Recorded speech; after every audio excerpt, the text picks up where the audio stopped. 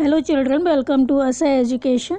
आज हम करेंगे छठे क्लास की संस्कृत की किताब रुचिरा के 9वें चैप्टर अंगुलीकम प्राप्तम की एक्सरसाइज। तो पहला क्वेश्चन है, इसमें रूप दिए गए हैं स्त्रीलिंग, पुल्लिंग और नपुंसक लिंग में।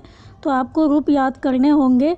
इसमें दिए हैं पंचमी विभक्ति और षष्ठी विभक्ति के रूप। तो ये आप अपने आप करेंगे। हम करेंगे अब दूसरा क्वेश्चन। दूसरा क्वेश्चन है, निम्नलिखित प्रश्नों के उत्तर लिखिए। तो आपको क्या करना है, जो ये प्रश्न दिए गए हैं इनके आपको लिखने हैं आंसर। पहला क्वेश्चन है, प्रस्तुत पाठस्य कथा कस्मात् ग्रंथात् उद्धृता। प्रस्तुत पाठ की कथा किस ग्रंथ से ली गई है? तो आंसर होगा प्रस्तुत पाठस्य कथा अभिज्ञान शाकुंतलम नाम नाटकात् उद्धृता। तो कस्मात् की जगह आपको लिखना होगा अभिज्ञान शाकुंतलम नाम नाटकात्। अगला है, अस्या कथाया रचयिता कहा। इस कथा के रचयिता कौन है? तो अस्या कथाया रचयिता कवि कालिदासः। अगला है, धीवरा केन उपायेन परिवारस्य भरणं करोति स्म। मछुआरा किस उपाय से परिवार का पालन पोषण करता था? तो धीवरा मत्स्य विक्रयेण परिवारस्य भरणं करोति स्म। मछुआरा मछलियाँ बेचकर परिवार का भरण पोषण करता था। अगला क्वेश्चन है, धीवरेण किम प्राप्तम। मछुआरे को क्या प्राप्त हुआ? तो धीवरेण एकम रत्न जटितम अंगुलीकम प्राप्तम। मछुआरे को एक रत्नों से जड़ी हुई अंगूठी प्राप्त हुई। अगला क्वेश्चन है, शकरा अवतारस्य तीर्थस्य निवासी का आसीत। शकरा अवतार तीर्थ का निवासी कौन था? शकरा अवतार के तीर्थ का निवासी कौन था? तो शकरा अवतारस्य तीर्थस्य निवासी धीवरा आसीत। शकरा अवतारस्य के तीर्थ का निवासी धीवरा माने मछुआरा, आसीत माने था।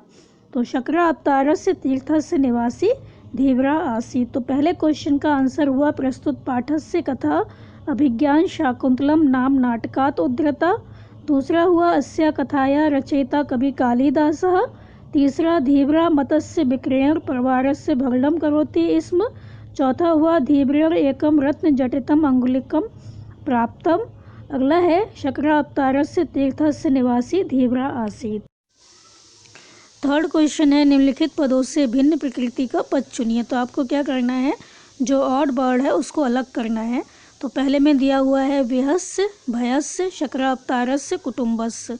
तो जो भयस्य है, शकरा अवतारस्य और कुटुम्बस्य है, इसमें षष्ठी विभक्ति एक वचन का प्रयोग है। और जो व्यहस्य है इसमें वी उपसर्ग है, हस धातु है और ल्यप प्रत्यय है। तो व्यहस्य जो है वो अलग होगा। अगला है, दत्ता राज्ञा कृता गृहीता। तो दत्ता, कृता और गृहीता इसमें कतः प्रत्यय है। और जो राज्ञा है इसमें षष्ठी विभक्ति एक वचन का प्रयोग किया गया है। तो यहाँ पर दत्ता माने होता है दिया, कृता माने होता है किया, गृहीता माने होता है पकड़ा। तो जो राजा है, राज्ञा शब्द है वो अलग होगा। अगला है, प्रविशति निस्सहरति आज्ञाप्यति जाति।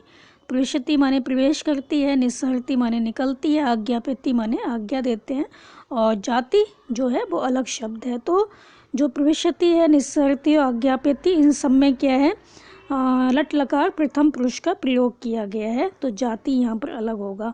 अगला है, निवार कथय आदाय श्रुत।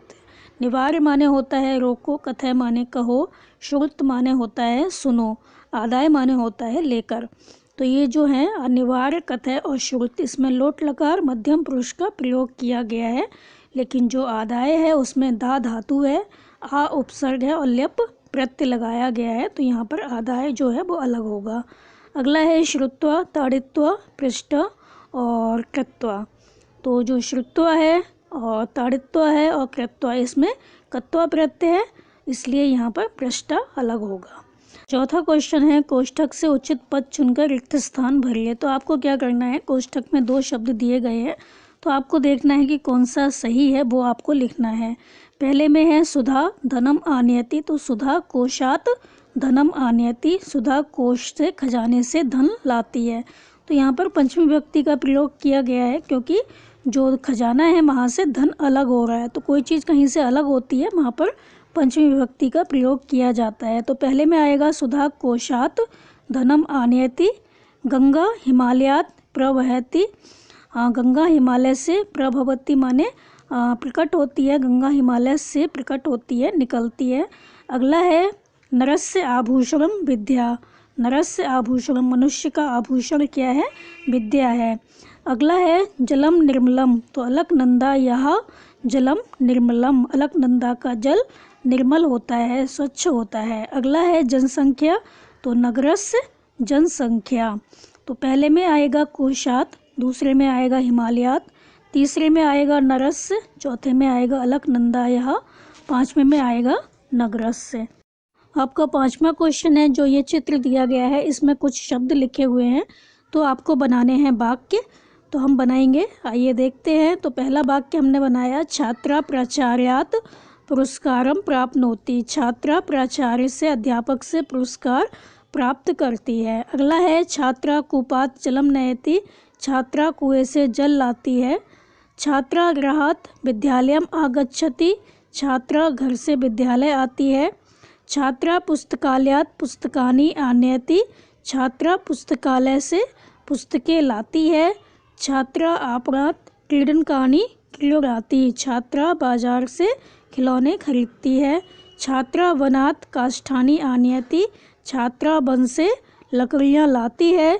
छात्रा शिक्षकात् पुस्तकानि स्वीकरोति। छात्रा शिक्षक से पुस्तकें स्वीकार करती है। छठा क्वेश्चन है, चित्रों को देखकर कोष्ठक में दिए गए शब्दों में उचित विभक्ति लगाकर वाक्य पूरे कीजिए।